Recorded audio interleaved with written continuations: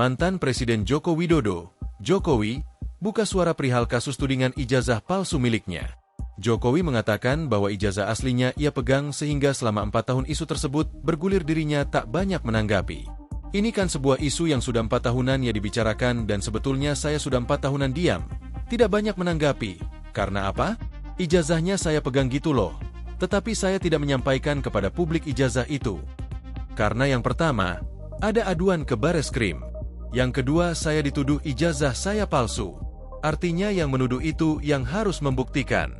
Dalam hukum acara siapa yang menuduh itu yang harus membuktikan, ujar Jokowi dalam wawancara eksklusif bersama Kompas TV di kediamannya, Solo, Jawa Tengah, Selasa, 9 Desember 2025. Oleh sebab itu, ex-gubernur Jakarta ini menunggu pembuktian dari pihak-pihak yang kerap menuduh ijazahnya palsu. Dan itu akan lebih baik kalau pembuktiannya itu di pengadilan sehingga betul-betul akan kelihatan proses hukumnya. Akan kelihatan adilnya karena yang memutuskan adalah di pengadilan, tuturnya. Padahal, pihak yang menerbitkan ijazahnya sudah menyampaikan bahwa bukti kelulusannya asli. Jokowi pun menilai bahwa memang ada agenda besar politik di balik isu ijazah palsu. Ada operasi politik yang sehingga bisa sampai bertahun-tahun enggak rampung-rampung karena keinginan mereka untuk mendaung rade, menurunkan reputasi yang saya miliki meskipun saya enggak merasa punya reputasi apa-apa, ungkapnya. Jokowi telah melaporkan dugaan pencemaran nama baik terkait tudingan ijazah palsu di Polda Metro Jaya pada 30 April 2025. Pelaporan ini dilakukan usai ijazah Jokowi dituding palsu oleh sejumlah pihak. Saat menemui penyidik, Jokowi melaporkan 5 orang, yaitu Roy Suryo, Rismon Hasiholan Sianipar, Tifauzia Tiasuma, Egy Sujana, dan Kurnia Tri Royani. Dalam perkembangannya, polisi menetapkan 8 orang menjadi tersangka kasus tudingan ijazah palsu Jokowi pada Jumat, 7 November 2025. Kedelapan tersangka adalah Egy Sujana, Kurnia Tri Royani, M. Rizal Fadilah, Rustam Effendi, Damai Hari Lubis, Roy Suryo, Rismon Sianipar, dan Tifauzia Tiasuma. Sementara itu, Polda Metro Jaya akan melaksanakan gelar perkara khusus, GPK, kasus dugaan ijazah palsu Jokowi. Kabid Humas Polda Metro Jaya Kombes Budi Harmanto menyebut pelaksanaan gelar perkara khusus masih menunggu ditetapkan oleh Bagian Pengawasan Penyidikan, Wasidik, Polda Metro Jaya. Menunggu jadwal gelar perkara khusus dari Wasidik, ucapnya kepada wartawan, Jumat, 5 Desember 2025.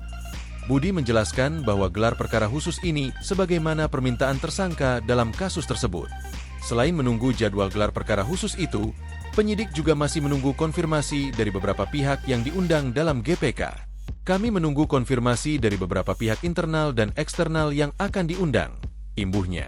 Dalam waktu dekat, penyidik pun akan melakukan pemeriksaan terhadap 5 tersangka klaster pertama diantaranya Egy Sujana, Kurnia Tri Royani, Damai Hari Lubis, Rustam Effendi, dan Muhammad Rizal Fadilah.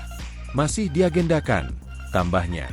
Sebelumnya, kuasa hukum Roy Suryo CS, Ahmad Hozinuddin, menyatakan pihaknya kembali mengajukan gelar perkara khusus kepada Beg Wasidik di Treskrimum Polda Metro Jaya.